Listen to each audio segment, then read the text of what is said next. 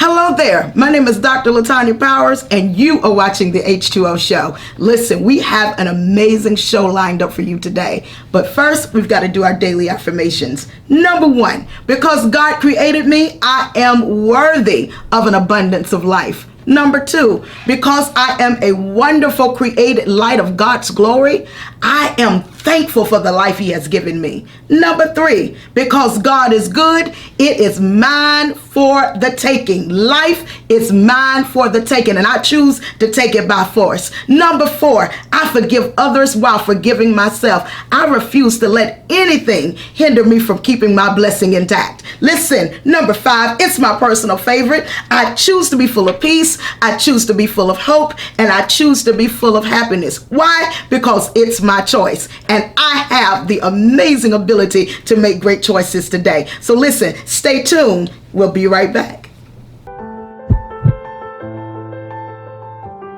You ever wonder what our roles are as Christians in this society, in this world? What are we supposed to do? How do we act? How do we carry ourselves? How do we respond? How do we react? How do we treat others? I've wondered. I'm sure you have too. Join us as we learn the Jesus culture at Pulse 24 every Sunday at noon. Well, listen, welcome back. My name is Dr. LaTanya Powers, and you are watching the H2O Show. I'm sitting here with my amazing sister. Hey, y'all. Dr. Sequita Sutton, and listen, we are so excited about coming back to you with Life Evolved. Listen, we're just talking about life today. The last segment we talked about Joseph. I released some personal information about what I went through in a season where both of my kidneys had shut down, and I became very ill and was in the hospital for a significant amount of time. And in that moment, my sister stepped in and started doing things that made me vulnerable, that made me feel like I had to conform. Number 1, because she likes to have her way. Yep. And then number 2, because it was that moment I needed somebody to snatch the covers off of me. Listen, I've been thinking about that the whole time. Sometimes we're not going to do it on our own, but we need somebody in our life that don't mind snatching. Yes. You need a snatcher in your life. You need somebody that say, I love you. I'm your friend. You know, I even thinking about relationship with husbands and wives. Sometimes we still hide from each other. Oh, absolutely. You know, we had so much from each other until one of the other starts snatching. I was thinking about this while I was driving, and I said, you know what, when a couple is married and they're married for real, it's not one person that's put in a position of power. They put each other in the position of power. And the only way to do that is for both of them to be vulnerable to each other. You know, you and my brother-in-law have an amazing He's so amazing. They have an amazing relationship. And I think I said in another segment, these two give me hope. Okay? Their marriage is wonderful. It is. But I also understand that in the beginning, it wasn't always where it is right now. No, absolutely not. Because you also had to get to a place of vulnerability. We had to change our language. Wow. We had to get to a place of vulnerability. We had to get to a place of real freedom, because a lot of times you do marriage the way you've been taught to do marriage. Okay. You do marriage the way, there's this idea that, I'm not going to ever get hurt again. You come in with all of these walls. And so once you start really being in love and you start deciding this is the way I want my marriage to go, or you start evolving, then it requires you to change your language. It requires you to snatch the covers, and it requires you to become vulnerable. And so to get to a place where I can be openly honest and truth with the person I'm with, and I know that they're going to still love me. And it's okay, because they can do the same with me, and I'm going to still love them too. And that right there, that's a beautiful place. And one of the things we give each other is the freedom to be each other. That's good. A lot of times in marriages, people are expected to be a certain way because people don't marry for the right reasons. Right. Or they marry for all kind of other reasons. You know, they're marrying because, all of a sudden I found me a first lady and so I want her to do this in the church. But I don't really need her for me. Or I'm marrying because I want this status. Right. Now I thank God he wasn't a preacher. I really do. I just want to say that on camera. I thank God that he was not a preacher when we got married, because I was already doing that. Yes. I did not need a preacher. And that's something that a lot of women, I hear them say, I'm waiting on a God man. I'm waiting on a man of God. I'm waiting on God to send me a preacher. I want him to do this. And if you're already doing that, you don't need that, because it creates a competition. Oh, wait. You just shut the whole world down. Because I'm telling you, right, you about to get controversial on some things. You know what? Because both of y'all busy trying to build ministry. You won't even have time for each other. Come on. You won't have time for each other. You trying to put your stuff out there. He trying to put his stuff out there. So you get to doing things only about ministry, and it's not about the relationship. It's not about the marriage anymore. Yeah. So I'm so glad he was a Muslim. Yeah. I'm so glad he was he was faithful, but he wasn't always. That love converted him. You understand me? Yes, he is. Now he's a preacher now. but he wasn't then. Right. Because I didn't need that. I needed somebody to love me. Right. And so he wasn't focused on all of the church services. He was focused on how I felt after the church services. Wait. So you evolved together. Yes. He evolved into what he needed to be. Yes. You evolved in what you needed to be. Yes. But when you all got together, you were something totally different. Something totally different. Wow. And so it was like, I'm sitting over here praying and getting ready to go preach a sermon, and he's over there, okay, I'm gonna make sure you got everything you need. I'm fixing your tea, I'm fixing your stuff. So I didn't need him to be, I'm trying to prepare for my message too. He was over there taking care of me. Here go your seed. I don't want you to have to get there and preach for no money or anything. I'm sowing the first seed, and it's gonna be enough to take care of your room, your flight, your everything. He did that every service. Wait a minute. Wait, ladies, did y'all wait? Let me just listen, guys. You stay right there, ladies. Right? Did you hear that? When God sent her God man. Yes. He said, I don't want you depending on somebody else's stuff to pay you. Even that's going to do it. I'm going to do it because that's going to make me know that you're okay. Right. Wow. Right, because you're going to be okay going and coming. And I'm going to make sure of it. And so as we both evolved, it grew into this, I can be vulnerable and I can be who I am. And he could do the same. And so when he started doing that, and when he started saying, you know what, I want more of this God. I want more of, Allah ain't never talked to me like this. He ain't never made me feel like this. And it wasn't because I was preaching to him. It wasn't because I was putting him down. It was because I was just living the God life in front of him. It was because my language changed and I was free to open up. And so we both started evolving, and then there's this beautiful freedom and this beautiful love that just came out of that. And so now, 17 years later, it's just 17. It's amazing. 17. It's just really amazing. So we're talking about life evolved, and in life evolved, life happens. And so what I love about your story is you changed your language. Yes. And so I've been dealing with this piece, sis, on the just your language. Like everything has a particular language. And so I remember that I used to say, I don't want nobody else. I'm good. I'm good single. I told you stop saying that. Didn't I tell you she's so bossy? I am. And so she did. She said, stop saying that because you do. But what it was, I didn't want what I went through again. That is the key. Yes. And so I had to change what I said. I didn't want what I went through, but I wanted love again. And then I had to admit that all that I went through, most of it was my fault. Right. Because we had a role to play. I had a major role to play. Either you can be in acceptance, you can be in agreement, or you could just be sitting there stuck. Right. And so a lot of times things happen to us. Either we stay too long.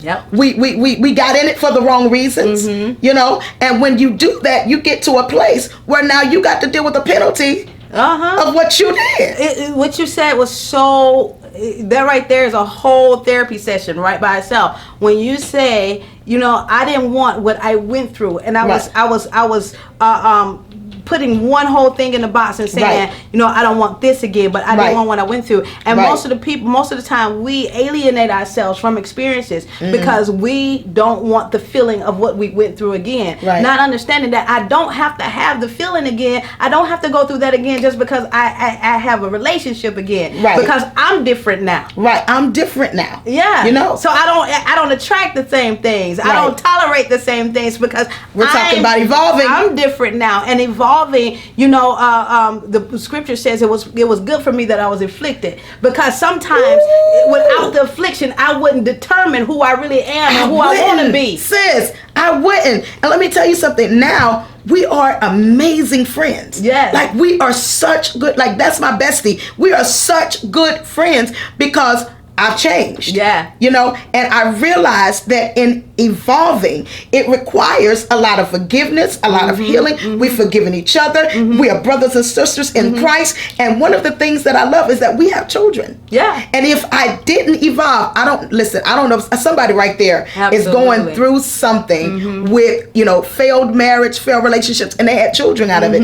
If I didn't evolve, I was going to put that same thing on my own children. Right. They suffer when we don't evolve, because they have nothing to do with the decisions we make anyway as parents, but they have to live with the consequences. That's right. And so we have to evolve. We have to become the best versions of ourselves, the highest version of ourselves, which is the God version. Right. We have to become the highest version of ourselves in order to not only affect change within ourselves, but affect it within our children, so that they can become better people. And when you do, it's like you said, when you evolve, so many things don't matter anymore. The stuff that you used to be all messed up over, and all mad over. Oh my God! One day I had a cup of coffee and I said, you know what? This just don't even matter anymore. It's pointless. It's just pointless. Yes. I mean, yes. I'm so much better. I'm grateful for the experience I had and what I got. Something you said about this language thing. One of the things I taught on before is called the language of superheroes. Yeah. And superheroes, we have this language that we speak because we never speak from a defeated place. We have to speak from a place of truth. Right. And one of the things we understand is that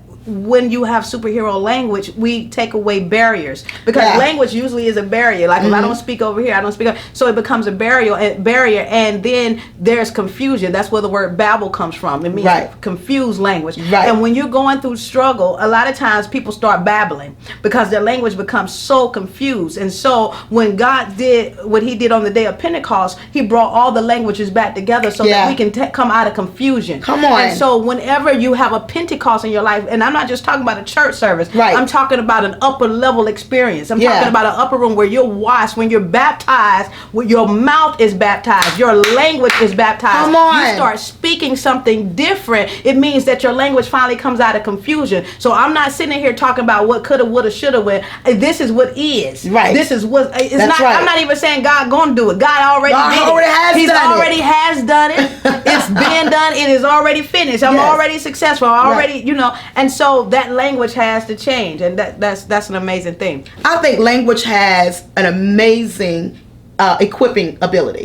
And so with that being said, we're coming right back. Listen, don't you go nowhere. Stay tuned. We got to take a commercial, but we got to stay into this. Yes. See you in a minute. Hi there, my name is Dr. LaTanya Powers, and you have been in tune watching the H2O Show. Listen, I hope that this has been a blessing to you, and if it has, if you love seeing us on WATC TV2, listen, consider being one of our sponsors. We would love to see you on to share your story. If you have a book, whatever it is, we would love for you to partner with us. Listen, my website is listed below. Go to my website and listen, become a sponsor today. You don't know whose life you can help change. Well, welcome back. My name is Dr. LaTanya Powers. I'm Sequita. That's my amazing sister, y'all, and she's my co-host. And listen, we were talking about Life Evolved. I know you guys are enjoying it because I'm just enjoying having this conversation with you. Yeah. And it's bringing up so many memories and so many things. And what we were left off talking about was language. Yeah. And so one of the most amazing things that I know language does for me is it releases and it structures. And I remember that when they began to try to build a tower up to heaven, and God had to confuse their language, and I thought about they had one sound, they had one language, and one thing that I know that when your language is right, you can do anything. Yeah, absolutely. Anything. One of the things I wanted to share with you was this, because I have a different way. We have a different way of looking at different things in the scripture. Everybody gets so excited over the walls of Jericho coming down, and that's good because that's what one side needed. But then I got to thinking about the people that were in the city. Everybody in there didn't do wrong. Right, absolutely. You know, everybody didn't have a problem or have an issue. Right. So one of the things I wanted to say right here, that sometimes while a wall is coming down for somebody else needed that wall up. Yeah, absolutely. For You know, and and so a lot of times we've been living from a standpoint of somebody's getting victory over here, but I'm still going through over here. You know, and life evolving for us means that although somebody is having victories in one place, somebody's still going through in another. Right. Sis, I want to talk about the fact that what do we do when this person over here, and I'm watching this victory, but this victory don't seem fair to me because I'm praying for the same thing. Well, I think one of the key things that we have to do is we got to shift our gaze. Oh, wow. Yeah, because the fact is that if I do life by watching somebody else's, then I'm always gonna be messed up. Yeah. And so I gotta appreciate their victory, appreciate what's going on with them, but not measure my success or my standard or my life by that. Because if you do, you'll get caught up in, you know, I think that's probably why we do so many things programmed and wrong, because we have measured it by the standard and the success of other people with, well, if he did it over here, if this person is getting this, then if I do this, then I'm going to get the same results, or you know, this is where I'm supposed to be too. But it may not be where you're supposed to be. Right. It just may not be. Everybody has a moment. Time and chance happens to all men. So everybody has a moment. So I think shifting your gaze off of what is the victory is happening for the other person and measuring your victory by it. Because if I put my measurement up against that person, I may miss that I'm already having a victory. I may miss and I may downplay my victory because I don't see it as one, because I see theirs as one. Right. One of the things that's so profound, and I'll tell you why. Because when you put everybody out of the room, you took away the ability of what I could see that could be wrong and what could be said that would change my perception. So taking people out of the room put me in a place of strength to say, listen, one voice, one sound, one language. We're going to be saying the same thing. And the whole concept or the theme of this day for us is, you are coming out of here. You're coming out of here healed. This is not yours. Whatever this process is, you're going to heal in it. And you started doing therapy while I was in there. Like, talk about this. What's going on? Like, pulling that stuff out of, you know, things I didn't want to say. I didn't want to say, I'm hurt. I didn't want to say, I don't understand why this happened. Like, I had to go back to when I was a little girl. I don't understand why these things happen to me. I don't understand this. And one of the language that was clear in that room was, I was living in a season of not understanding. And that's a lot of the place where people are. We tend to use that jargon a lot. I don't understand. I don't understand. I don't understand. How do we get past? I don't understand. You know, the fact, I want to go back to something you said, then I want to talk about that. But you were in the hospital, and that's a vulnerable place, and you were, you know, in a place of sickness, and it seems like a low place. But it is also a place of victory. Yes. Because you were in a place where you were able to get help. And so, like I said, we don't recognize sometimes, because the surroundings don't look good. The feelings don't feel, the tubes don't feel good. My body is not doing what I would normally allow it to do, and not knowing that I was putting my body in all kind of abuse situations, you know, by continually making it go when it needed to rest, when it needed to do something else. So it didn't look like a place of victory, but actually you were in a place of victory. Versus the person who's on a stage or out here doing something on a show, or you know, getting money. They look like they're in a place of victory, not understanding that they're really in a place of pain. And so even the psychology of it is that what doesn't look like victory often is. Because you know, we always go off of what we can't see behind closed doors. We go off of what we see in front. And often what's in front is the acting. What's behind closed doors, the real. All right, sis, come on. Absolutely. So then when we started doing the therapy and we start talking, because again, the body is not what's sick, it is our perception that needs to be healed. And so now, as the talking comes, the answers and things begin to come out. And so you're in a place where I don't understand. And that's a lot of what is wrong with, you know, a lot of people. Well, I don't understand what's going on. I don't understand where I am in my life. And that's okay. It's okay. That's okay. It's okay not to have to figure everything out. But what you do understand is that something needs to change. What you do understand is that something has to evolve. And what you do understand is that I cannot go back to doing this. See, I don't have to have all the answers as to why something happened to me or what is this or what. I can not understanding puts me in a place where I can surrender all of that. What I do know is that things have to change with me. Yeah. And so the not understanding, the step to okay, what do I need to understand is not the circumstances, is not the situations. What I'm really asking for understanding on in this place is me. Why do I keep handling things this way? Right. Why is it that I'm allowing myself to torture myself? Right. What guilt am I carrying around that I haven't released myself from, that makes me feel like I got to keep punishing myself for something from other people? What things do I need to let go of in this moment? And so that's what vulnerability teaches you. That's what that place of needing help will show you. And you get to a place. I remember when God brought me to that place. And for a whole year, you know, people were like, we don't see you on Facebook. We're not hearing from you. Remember. You know, I was in this seclusion. Yes. And it was this place of surrender. And I had to come to it where he said, either you're going to keep on with this belief system that's not serving you that's not doing anything for you, or you're going to let me shatter your belief. You're going to allow me to get you to a place where you get to know me for real, not based off doctrine, not based off of learned behavior, not based off of what fears people have put in you. You're going to either get to a place where I teach you me for real and we have a real relationship, or you're going to keep playing in front now. So you said God put you in isolation. Yes. In seclusion. Yes. And so what that does for me right there is, a lot of times when he's getting ready to change us, when he's getting ready to evolve us, we have to get isolated. Yeah. In the hospital, I had to get isolated. Yeah. You had to put the people out the room. Elijah was isolated. You remember when he went to the brook of Cherith? Yes. And the Bible said that the Lord was going to feed him by a raven. Yeah. And he took care of him. But also I understood that he couldn't let him stay there. Yeah. No. Oh my goodness. No. He said the brook had to dry up because he would have gotten too comfortable with God taking care of him versus the ability he knows is already in him. See, God will jumpstart you, but he's not going to continue to do it. Let me tell you, you will get so comfortable in the place of when it's just you and God.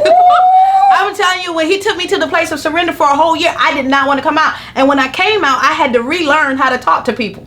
Because when you spend so much time talking to God and people, you're like, I don't even understand where you at. You know, it's like Moses coming back down off the mountain and his face shining. People like, I can't even. So you got to relearn how to be connected with people. When you come out of the hospital, after you've gone through things like that, you got to test the waters of who I can let in, who I can't let in, because once God puts you in a place where, listen, this is not who you are. I'm taking your life in a different place. Then you make a decision that I won't be there again. No, I won't be doing that anymore. I won't be doing it because, you know, when I came out the hospital, I could not stand anything. Listen, y'all, get this. This is going to be real funny. I could not stand to drink anything but water. Right. The very reason that put me in the hospital. Yes. The reason I come out now is the thing I absolutely love. Absolutely. Oh, listen, somebody need to get that right there. The very reason I went into the trouble is the reason I'm in love with now that I'm coming out. Yes. I went into the trouble because I didn't understand. But me not understanding, now I'm okay with not understanding because I realize that he's my creator. And his plan for me has got to work. And because I'm a winner in the eyesight of God, then I automatically know that whatever he gives me, I'm going to win. Right. There's so many people that are trying to change, that are trying to evolve, but they keep getting to a place called stuck. Right, because they're trying to evolve because I want to change people's perception of me, or I'm trying to change because I think something is wrong. I'm trying to change because, you know, I want to be over here versus over here, and I haven't learned to appreciate where I am. So people are trying to change for reasons of, I want to be like somebody else. I wanted my life to look like this. Those are the people who are not grateful. Right. And without gratefulness, you cannot evolve. You can't evolve. I want to stop you right there because I really want to deal with this because I know this was a very, very, very hard place for me. A lot of times because of some things that have happened in my life and the area of rejection and the area of, you know, just going through some of the personal things I went through.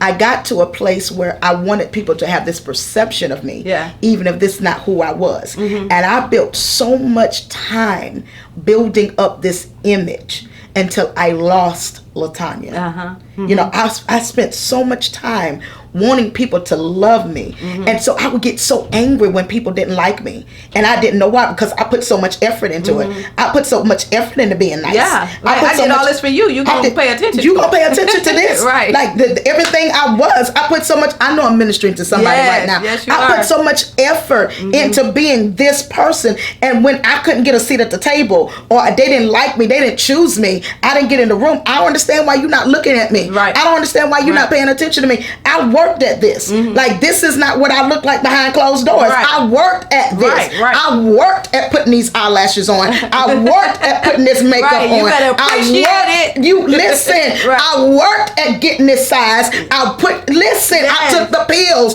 I did the exercise. Some of y'all didn't do exercise. You just took pills. We did everything we could to get to this place, and I want you to accept me like I am. Right. And then I want you to like it. Then I want you to tell me you like it. And if you don't, I have a problem. Right. Because we built our whole world on the people validating us or perceiving us, and we think love is supposed to respond to us every time. Yes, or our perception of that's what love is, but that's not what love is. Come on, that's not. That's not what it is. And so when we get to the place where you no longer need validation outside of you, when you no longer need to be accepted, and then you'll realize I don't need to do all that work. Woo. I was enough all the time. Listen. Sis, I want you to say that one again. I was enough all the time. I was enough all the time. When I tell you, I wish I could get back the hours and the time I wasted putting in so much work for people who weren't going to never notice me. Sitting in places, I could have used that time somewhere else. I could have been on a cruise. Somewhere loving me, loving myself. But I was trying to find something that I didn't have. You know, and part of even growing up in the church world, it teaches you that you got to do all that.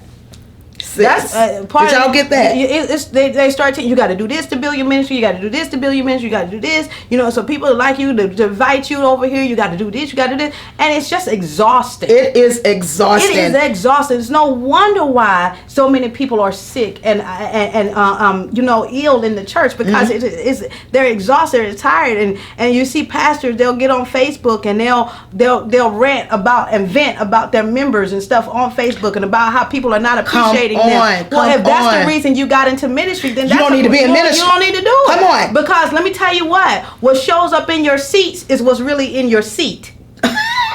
You know, hey, your seat is your secrets, your emotions, your attitude, and your thoughts. SEAT. Your secrets, your emotions, your attitude, your thoughts. Those are the people you will attract in your pews. Right. Or you'll jump on there and you'll just scream out for no reason. Yeah. And now everybody knows your business because you are evolving the wrong way. You're evolving too loud. Right. Evolving is silent. Yeah. Yeah, because then you start acting like God punishing you. He making you do this. Like you can't leave. You go get another career. If that was not working for you, you can do something else. You can minister anywhere. Y'all, we gotta go, but this is so good. Bye, y'all. Listen, you've been watching the H2O Show. Listen, evolve in silence and be loud with your success. Yes. All right? We love you. Thank you for watching us. This is Dr. LaTanya Powers, my amazing sister. Shaquita. And listen, we'll see you again soon. Bye, y'all.